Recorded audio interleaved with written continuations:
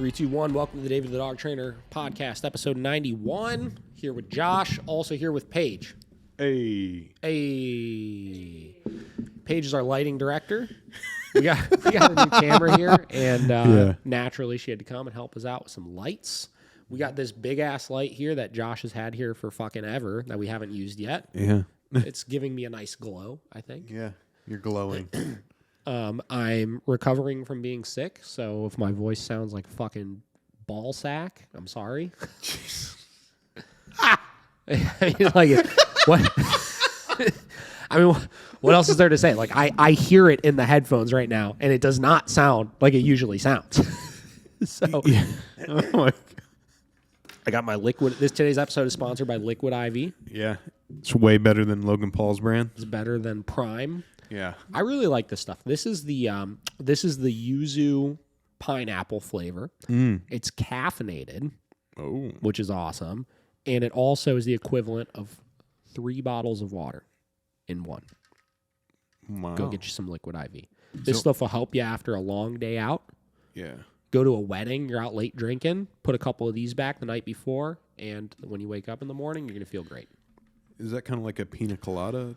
Yeah, this one's kind of like a pina colada. Pina Colada. Feel like pina coladas. Yeah. I mean, I literally, like, we're gonna talk about some stuff today.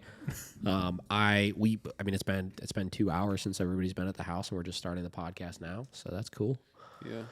Josh, what's new? Oh. What? Now I feel like I'm being launched. Mike's on you. Yeah. Oh gosh. Do you want me to point it at him? Do you need? No. Okay. Keep it right there.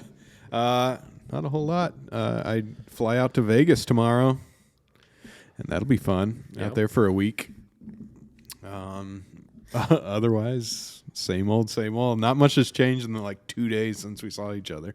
Yeah, it hasn't been that long. We filmed a lot of podcasts in a short period of time. We have. We had 2 great episodes come out with guests that were good. Yeah. So today's probably going to be not a super long one. I think we're going to kind of just get right into the topics at hand here. We'll discuss them a little bit, and then kind of leave you guys with a nice, easy, digestible episode today. So 2 things I want to talk about. One, I've had a couple of virtual consults lately that I want to break down, and one in particular I want to talk about because this dog training thing that we're doing, right? It blows my mind all the time how overcomplicated we make everything, right? So I want to share a story about a virtual consult I did about a week and a half ago, right? Okay. So there's this family. They're based out of Texas. They reached out to me, and they sent me a email after they listened to one of our podcast episodes. I don't remember exactly which episode it was or what it was about. Long story short, she sent me an email, and she was basically like, hey, I just listened to this podcast episode, and I've never felt more like somebody understands our situation that we're been in. We feel like we're basically just trapped in our house with this dog. It's a 3-year-old, mini Aussie Doodle or something like that, right? And this dog has just basically been, terrorizing them over things. Yeah. They've been to 3 different trainers. Let's let this sink in. Anytime people have been to multiple other trainers, I don't say it from the standpoint of, wow, look how much better we are than those other trainers. I look at this from the standpoint of there's a serious problem in the dog training world if it takes 3 to 4 trainers to solve a simple issue, right? So let me outline their issues, right? So the dog, since it was actually, I can probably just pull the freaking email up. Elvira. Here we go. Find the first email. Where's it at?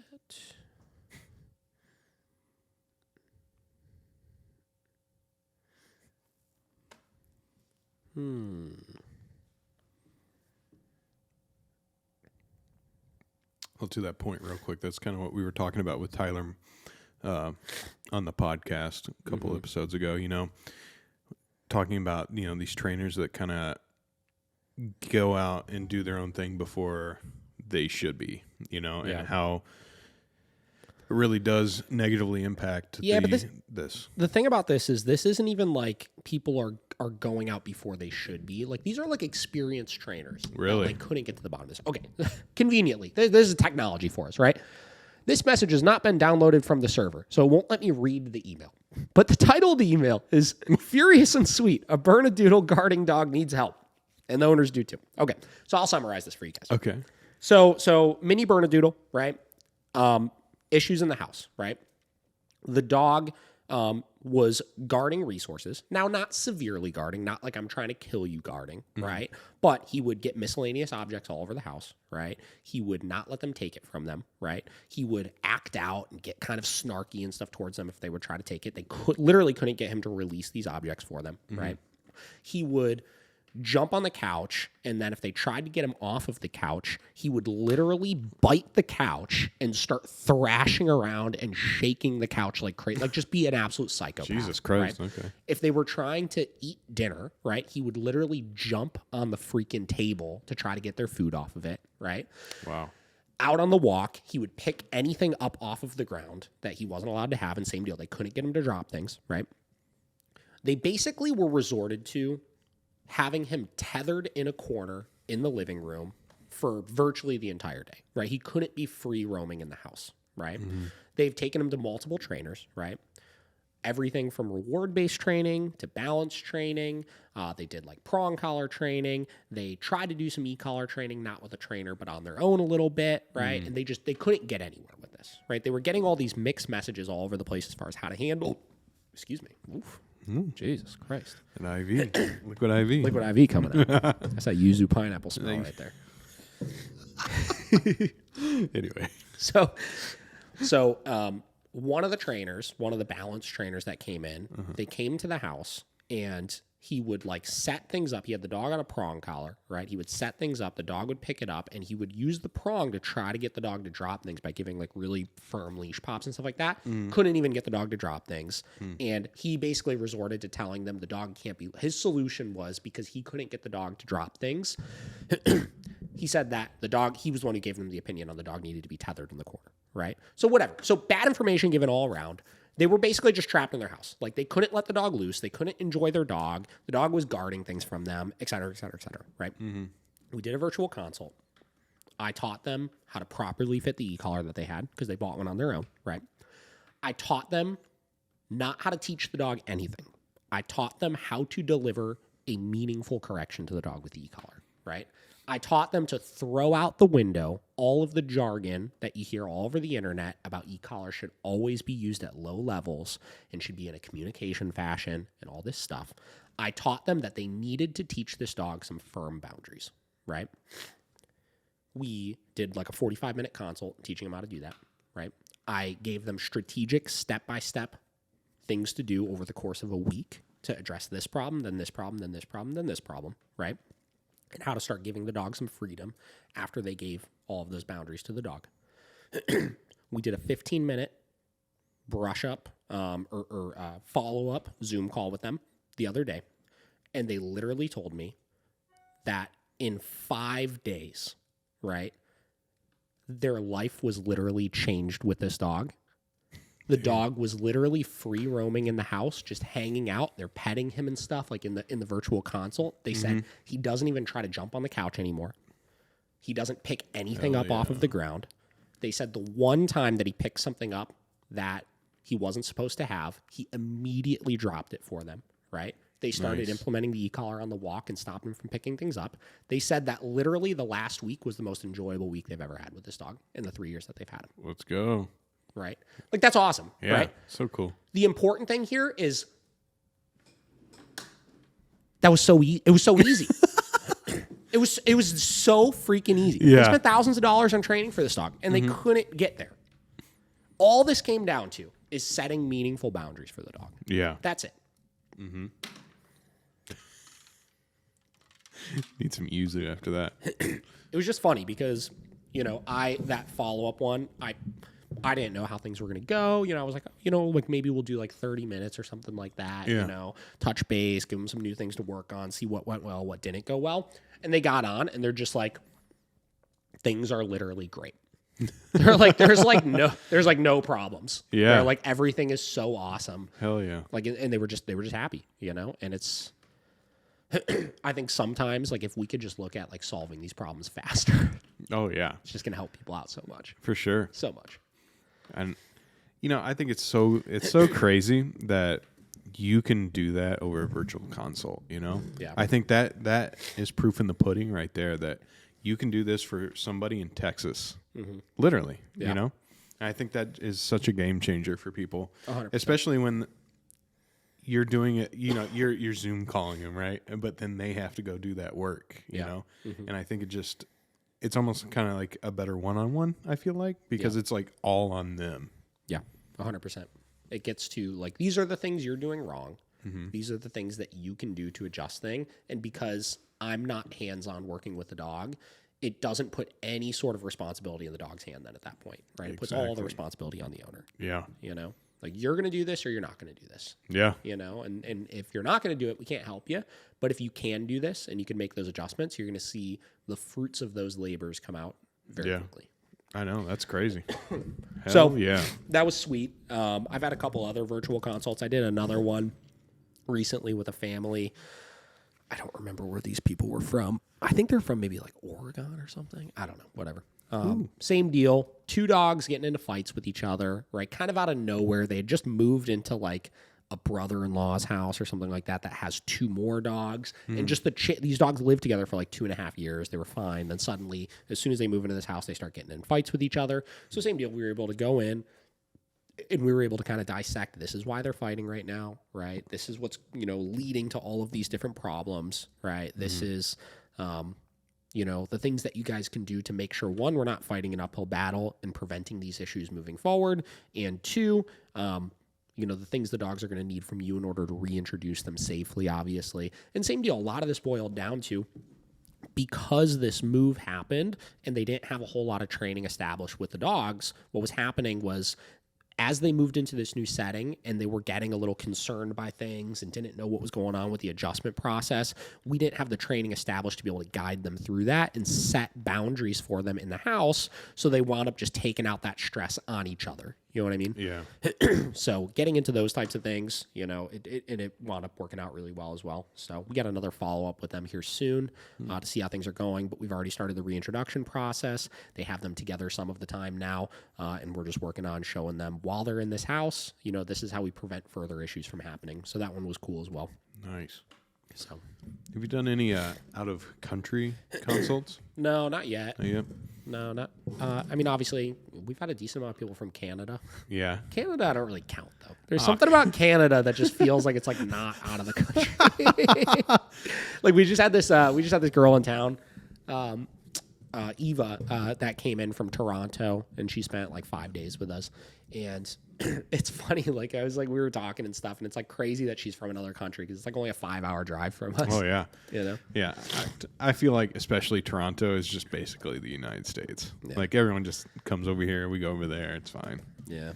But that was a cool one too. Like she brought this dog up that had never been socialized with other dogs before, was super dog reactive, and they just didn't know how to get a handle on the situation. She brought this dog up, man, and we did 8 hours of lessons with this dog. Totally changed this dog's life, right? The dog wound up being a social butterfly, but they never had the resources to be able to even try to socialize the dog. The dog reactivity was like so bad they couldn't even really walk her out and about because she would just explode at other dogs. Since she's been back home, she's been posting pretty much every single day videos of her going out and about with this dog. Getting, play dates, setting up, going for walks around tons of other dogs, the dog keeping it under control. Like it's been like mind blowing how quick. I mean, that's the thing too. Like here, actually I screenshotted 2 things that she posted that I'll pull up here because I thought they were pretty interesting. I was actually going to send these to Pedrella to use. Okay. So she posted on her Instagram, like stories, like one of those like Q&A things. Like, what do you want to know from Melly's training? There were 2 in particular that I liked her responses to. So somebody asked her, what was your biggest takeaway And she said, there was a lot of learning, but 3 big things for me was 1, move at half speed. So much of our communication with our dogs has too much noise for them to understand clearly. Moving slower than what would be natural when you're teaching them something will allow you to focus in on your body language, timing, etc., and allow them a much better chance of understanding you faster. Thing number 2, what is the expectation for the dog in this current moment? Having that be super clear and simple in my brain allows me to reinforce and hold the dog accountable in a way that's consistent and clear. And 3, holy repetitions. The amount of reps we did for each lesson was wild. Can the dog do it successfully 5 straight times? Then let's add a few more.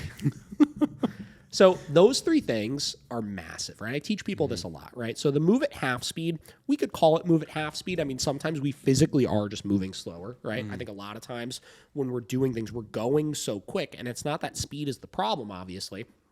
There's plenty of times that I'll work very quickly, and I can get away with proficiently working quickly with a dog. But the problem is, for most owners, when you're dissecting all sorts of new information and you're trying to communicate in a clear way, the faster you're moving, the more you're going to jumble stuff together and not focus on the intricacies of each step, right?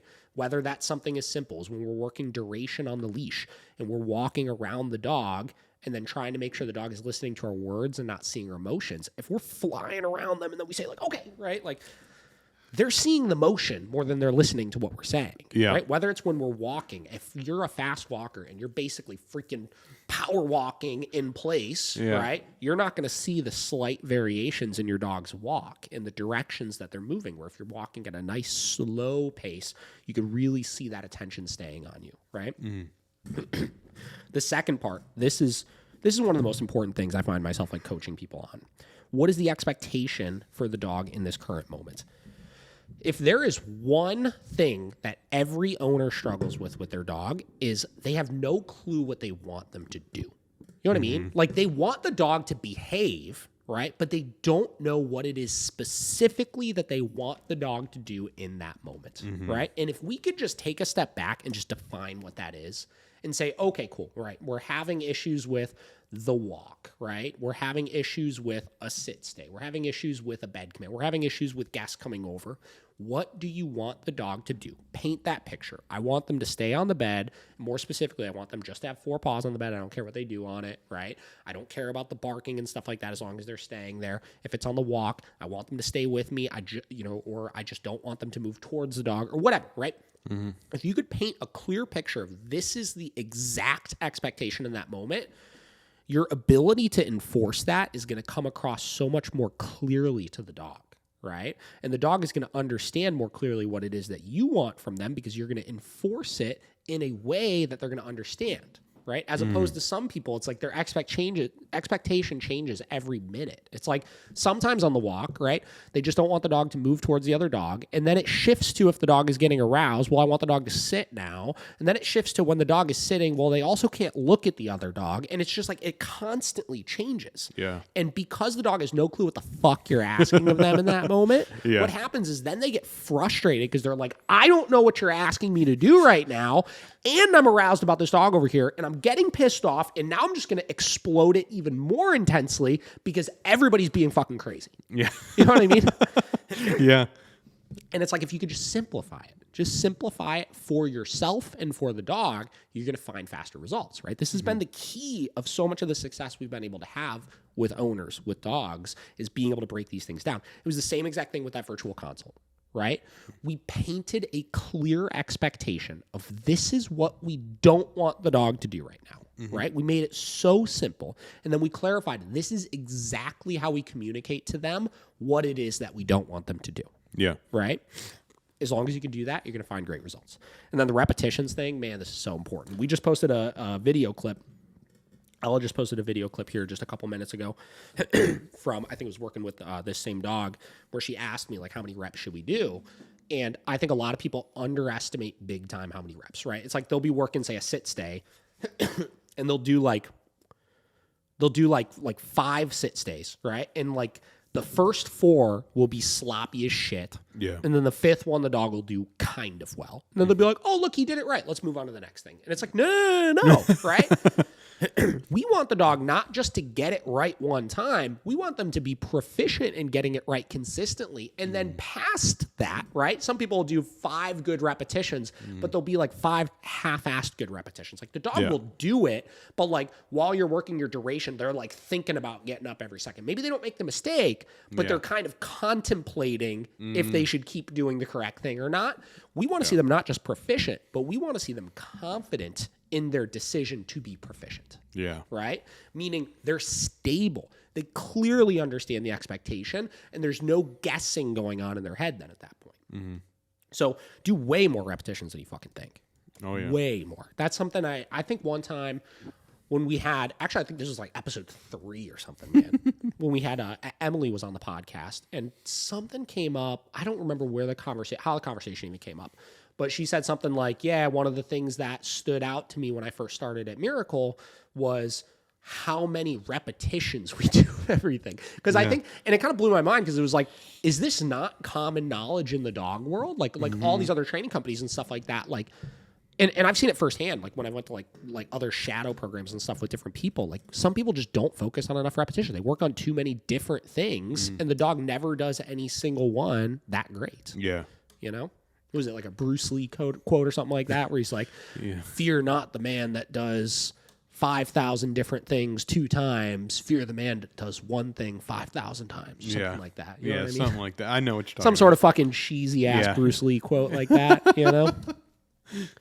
So whatever. So that was one thing. The other slide that I screenshotted that I thought was interesting, somebody asked her, what was the most brain exploding emoji thing that you and Melly learned? And she said, honestly, how fast results can be with the right approach. Melly has struggled with this level of reactivity for 2+ years now, and she worked with another trainer for a while without much improvement. There's, of course, tons more work to do to keep making progress, but the idea that she can now go on hikes and have dog friends and just walk down the street without blowing up an adrenaline, risking her safety after 5 days is wild. Dogs live for 1/7 of the time that humans do, so I value their time 7 times more, and I would want any dog under my care to have the fullest life possible for as long as possible. That last point, people are not understanding. When we get into balance training and we get into getting past problematic behaviors and stuff like that, I just can't wrap my brain around, even if a method works, right?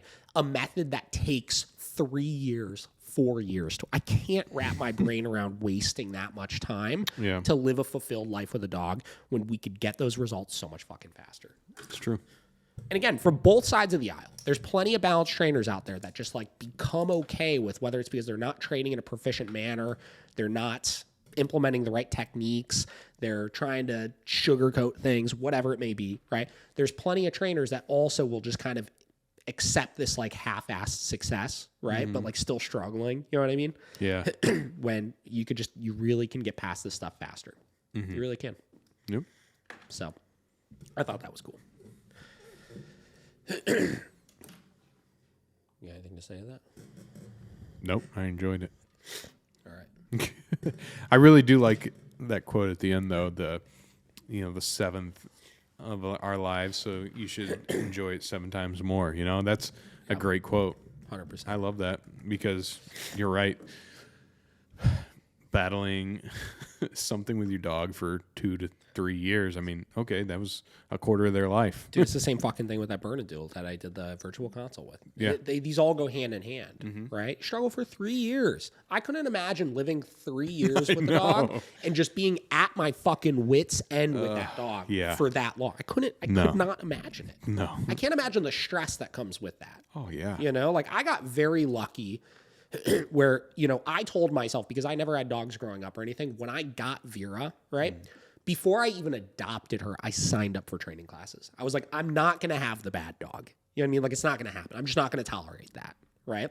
And a part of that was that mentality going into it of like, it's not like I'm going to try to train my dog. It's, I will not have the bad dog. Yeah. You know what I mean? And then it was that dedication and commitment to like, I don't know what I'm doing, so I'm going to seek out professional help initially. And not that there was anything wrong with the trainers that I worked with initially, but I worked with like 4 different trainers with her before I started working for somebody and training dogs myself, right? And I learned a lot from each individual one, but I remember the transition from one to the next to the next to the next. I just kept kind of capping out with what I was learning. You know what I mean? Like I felt like I got from here to here with one, which was good, but there were still things I wanted better. So I found somebody to get me from here to here. And it was good, but I wanted it a little better. And I found somebody to get me from here to here. And then from there, I hit a point where I was like, okay, I don't necessarily think anybody in the greater Cleveland area is going to get me to where I truly, truly want to go. And I wasn't having major issues at this point, mind you, right? Yeah. But I wanted to, like, how far can I take this training thing? You know what I mean? Which is then where I started seeking out help outside of Cleveland. You know what I mean? I started doing virtual sessions and consults with people and stuff like that, and just wanted to keep learning about this stuff. But what I'm getting at with that is I got lucky because it's like I went into things knowing like there's no chance I'm going to have it. I'm not going to have issues. You know what I mean? And I just couldn't imagine being in that position. So yeah, don't put yourself through it. Do not. Seek out the help. Yes. So you changing battery here? What are you doing? Mine says you just recorded forever. Oh yeah. How nice is that, though, that we don't have to hit that record button a gazillion times? It's pretty fucking slick, dude. Maybe we got to get another one. We'll see. Let's have this thing just ripping and rocking, dude. ripping and rocking. All right, so we're going to get into the last part of We're already a half an hour in. Yep. We're burning right now. Burning. We're ripping and rocking, dude. I keep wanting to say that. I don't know why. Ripping and rocking. We're ripping and rocking. It's going to be his new catchphrase. Ripping and rocking. Paige, we got to go rip and rock with the board and trains after this. Okay. All right, so here's the last thing. So I want to talk about... So I've been messaged multiple times about this Tennessee situation with the 2 kids that were killed by the dogs. The mom got injured. Horrible situation, right?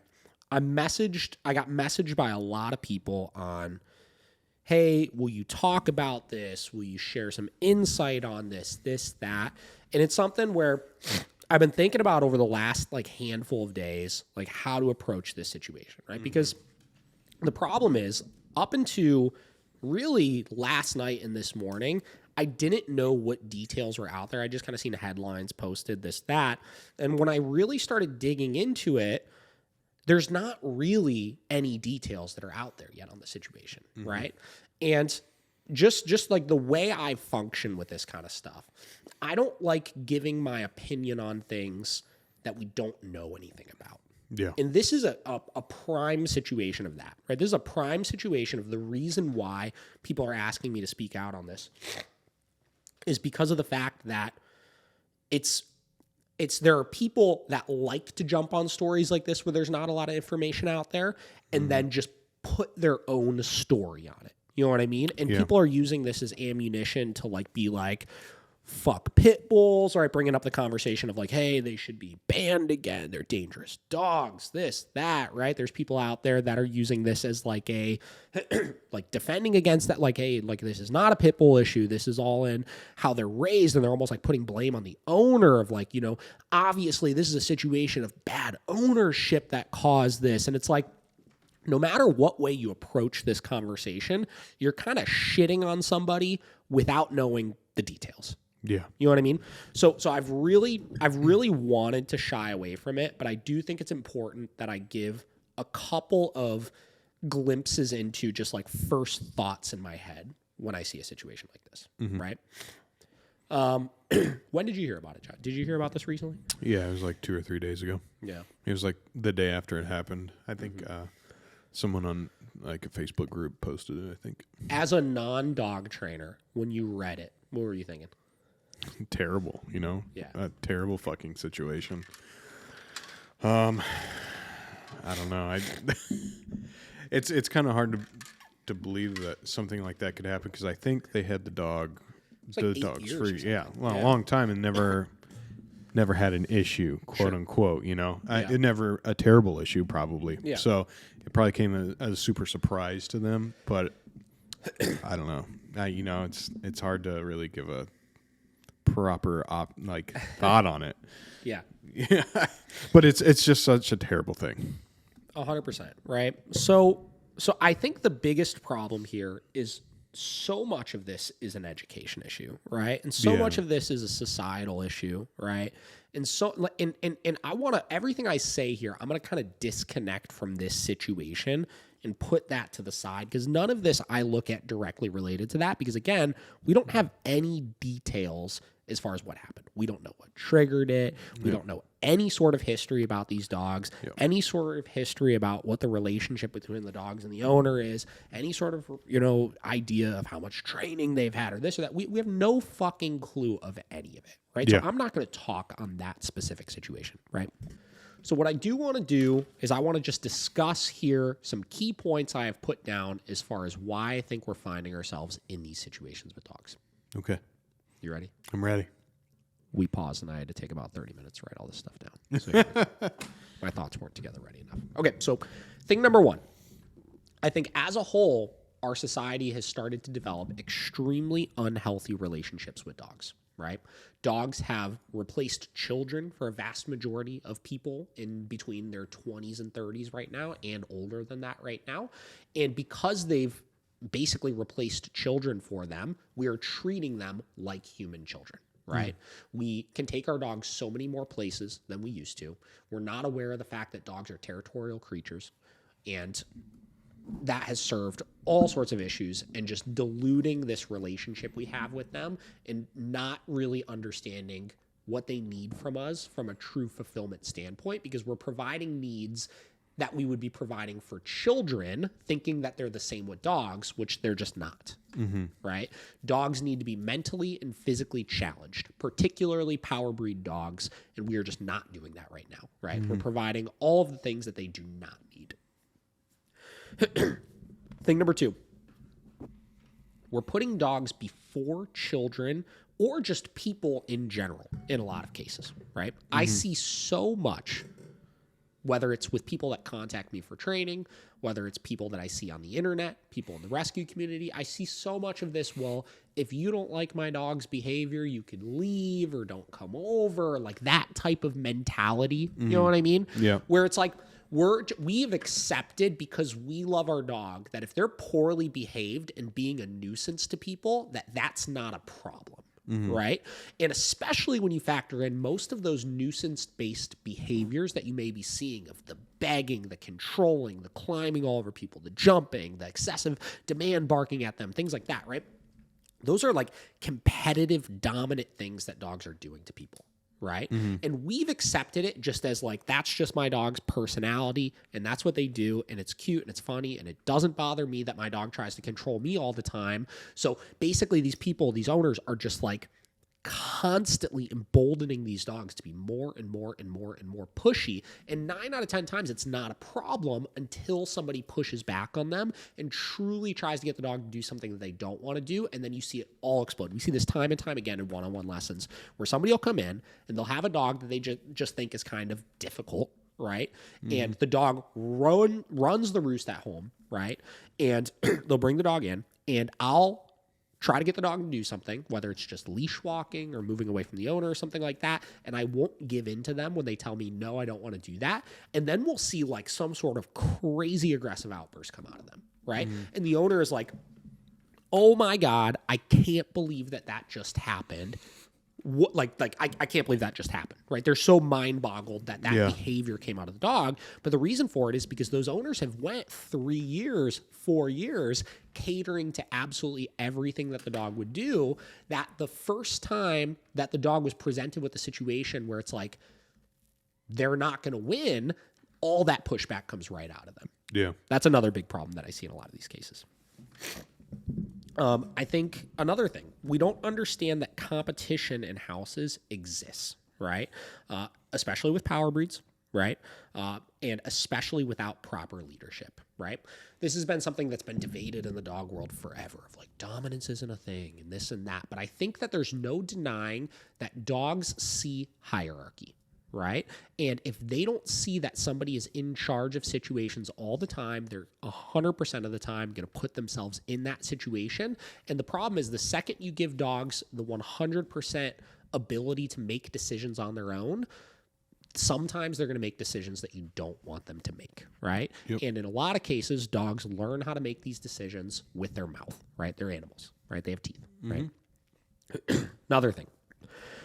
We are like oblivious to the fact that dogs at their nature are predators, right? They hunt, they kill, they eat, right? Now, in most cases, right, that is typically just related to other dogs, right? Dogs fighting, other animals, right? Or eating squirrels in the backyard or rabbits or this or that. But the problem is, because dogs are predators, again, like we just talked about a second ago, they've learned they could use their mouth to solve problems. And, especially they have this drive to kill other animals and consume other animals. When you have dogs that may potentially have like miswirings in their brain or be struggling with impulse control big time, sometimes that drive can be channeled towards things that you don't necessarily want it to, and especially when you don't have proper control over the dog's drives and instincts. It's another thing. I think that we have a hard time admitting that power breeds always will have an increased potential of liability, right? Now, I think that we've separated pit bulls from power breeds, right? Like for whatever reason, like I think because there's so many of them in shelters and there's such a push to like, we'll call it decriminalize pit bulls and stuff like that. We've tried to make them seem like they're just like the nicest family dog ever, right? Everybody says all the time, I love pit bulls. It's all in how they're raised, and they're the nanny dog and this and that. And again, I love them. They're fantastic dogs. We work with pit bulls probably more than just about any other breed that you can imagine. And 99.9% of them make wonderful, wonderful family dogs, right? But they're still a power breed. They're still a working breed. They still have genetics in them to do things that you might not necessarily want them to do, right? It's a reason they were used for fighting dogs. And any power breed, German Shepherd, Rottweiler, Doberman, like any of those types of ones, they come with their own inherent set of liability, right? They're stronger than other dogs. They're bigger than other dogs. Their bite is more powerful than other dogs, right? Like they could just be more dangerous just in general when push comes to shove with things, right? There's a big difference between a Chihuahua biting you or a Golden Retriever biting you versus a Doberman or a Mastiff or a Pit Bull or something like that that has a lot more power behind that bite and a lot more tenacity and pushback. And again, power breeds are typically more like kind of headstrong, confident, dominant dogs that aren't going to back down quite as easily as other breeds. And then the last point that I have here, just related to the pity conversation, right, is I think we've become such an advocate for them that we're forgetting that they have the genetics to fight and to bite in the first place, right? It's funny. I really wanted to pull up a clip here from an episode of The Dog Whisperer that my wife and I were watching the other day, right? And basically, in a nutshell, what was happening in the episode is Caesar had this pity that he was like rehabilitating for this family, right? And the dog, whatever, was fairly social with other dogs. It was for the last, like, I think 2 months with him, like at his center, running and playing and chasing balls with all the other dogs. And obviously Caesar's a huge pity advocate and stuff like that, right? And again, I'm a big pity advocate as well, right? Again, we work with a ton of them. I don't think that they're like inherently dangerous bad dogs by any means, right? But at one point in the episode, right, this dog picked a fight with another dog, and there was literally like a 65-second clip of this massive dog fight that broke out. Like I was mind blown that they even showed the thing on the freaking episode. It was wild. For anybody that wants to watch this, it's like, I think it's episode 28, season 4, called like Dueling Pit Bulls or something like that you can go watch. It's on Nat Geo on Disney Plus, right? It's a wild episode. Yeah. And it has a positive outcome at the end, obviously, right? But it was like a 65-second clip of this massive dog fight broke out. That was like literally like there were 8 dogs deep, just jumping on top of each other, biting, like gripped onto other dogs. Like it was brutal. And honestly, like for some people, like it can be very traumatizing to watch. Like it's crazy, right? And the interesting thing about it is virtually all of the dogs that were involved in that social that was going on, right, and that were involved in the fight were the pitties of the group, right? And there's something about like when dog fights break out and stuff, right? Or stimulation is happening, yelling, running, jumping, stuff like that. Man, there's like for some of these dogs that have that like gene in them, right? I don't even want to call it gene. I'm like making, like whatever. I'm like making up terms here right now. That have that kind of thing in them. It's like a magnet, dude. Like you see their whole body. It's like, I gotta run and be a part of that, right? And some of these dogs, right? Like all the dogs in that clip, they were the most balanced dogs, right? Those are his balanced pack that he uses to socialize and rehabilitate other dogs so much.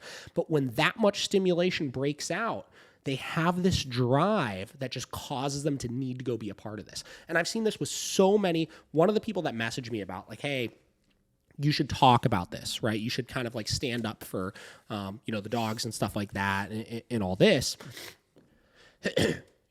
This person has 2 pitties herself, right? And I was like, I'm 100, we don't know what happened. This is absolutely not a case where people should be jumping on like, pit bulls are bad or this or that or anything like that, right? But like even herself, I was like, there is like, I think some people are just oblivious to the fact that there is this drive in them to just like grab things, and not even necessarily in an aggressive, like I want to kill it kind of way. It's just that stimulation they want to go over and control. Right. And she brought up a situation with her dogs where, and these dogs are both, again, pitties and very social with each other and stuff like that. But they were like in the backyard sniffing something, and one of them kind of snapped at the other over something, and it just turned into like a massive dog fight. Right. Yeah. And it's like when they fight, they just fight more intense than other dogs. Right. And it's like, we just got to realize that. Like, I've experienced the same thing myself, right? So both of my pitties, Deli and Vera, they got in 2 gnarly, horrendous dog fights with each other when I wasn't home. And in both cases, right, these are both social dogs individually. They're both good with each other. But when they get into fights, it's brutal, man. Like, they just fight hard as fuck, right? And, like, a lot of people talk about like a locking jaw with pit bulls, right? There's not a locking jaw, right? But every dog has like an individual play and fight style to things. And a lot of dogs, their play or fight style is like bite, bite, bite, bite, bite, bite, bite, bite, bite, bite, bite, right? A lot of regripping and stuff like that, which is why you'll see like German Shepherds in particular, right? You see them get into fights with other dogs. It's like there's like 100 puncture wounds, but like none of them are like that serious because they're just like chomp, chomp, chomp, chomp, chomp, chomp, chomp. Yeah. Right? Kitties are like grab, hold, right? And then especially when you get into like, you try to break them up and pull them apart and stuff like that, there's so much more damage and so much more trauma because of the fact that it's like they're grabbing and holding so strongly, and then it's like ripping, right? So they could it just cause so much more damage. And that clip in that episode was so interesting to me because, again, balanced dogs that in the right circumstances can all be a part of a big, serious problem like that. And I've been in the middle of a situation like that many times before, right? Dog fights breaking out, and suddenly it's like certain dogs that are just like never a problem. They just have to be a part of all that stimulation and energy. And that gets back to one of my points I had written down of like, we're just oblivious to dogs at their nature being predators, right? We can't admit that power breeds will always have an increased potential and liability, right? When we're socializing power breeds, if I'm socializing a Rottweiler, I have to be aware of the fact that if something is going to pop off, I need to make sure I'm in a position to handle that, because that dog, if it does decide it wants to go be a part of what's going on over there, the liability behind it is so much higher, right? Yep. And then you get into, again, with the other things I brought up, the unhealthy relationships we have with dogs or people where we just have no communication and no control established over them, where it's like, if something happens, I have no influence. I'm shit out of luck. You know what I mean? That dog is not going to pay attention to me because I put them in a position where they know that I put them before children and people, right? They don't understand that competition in houses exist, meaning those dogs are probably in their mind in a higher totem pole position than you, your kids, anybody else, right? And we have that unhealthy relationship with them where we've spoiled them and emboldened them to act on those impulses even stronger. All these things kind of factor together and can create the worst case scenario for people in any household. Right. And again, this is not a breed specific thing. I look at this as more of like a power breed issue mixed with all of those other things. Right. So I think the first step of making sure stuff like this doesn't happen is making sure that we could admit all of these things. We could understand that there's an increased liability and an increased responsibility associated with us owning certain breeds of dog, while also understanding that that does not make them bad dogs. Yeah. Right? I think I found my groove there. What do you think? It was good. Yeah. You found it. What's your opinions on all that? Add something to this. Yeah. Give me a breather. No, you're good. No, I fully agree with all that. I mean, it's not necessarily the dog's fault or whatever. But it's like all these little things that just come together to make one big problem. And it may never happen, but then, like you said, it could be that one time that they get that certain amount of stimulation, and then it's just kind of a wired response, you know? And I think Devin actually had like a good point on it too, is like a lot of these pit bulls are a lot of mixes. Yeah. You know? They're not even like a pure bred dog. It's a kind of a pity mix or whatever. It's like, I mean, who knows what that could entail into everything as well, you know? Yeah. Like, what is their temperament with the mix? I don't know. Sure.